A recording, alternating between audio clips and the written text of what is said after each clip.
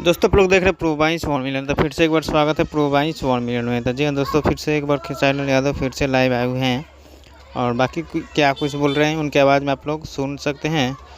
आप लोग को सुनाने की कोशिश करेंगे, बाकी आप लोग सुन सकते हैं उनके आवाज़ में क्या बोल रहे हैं।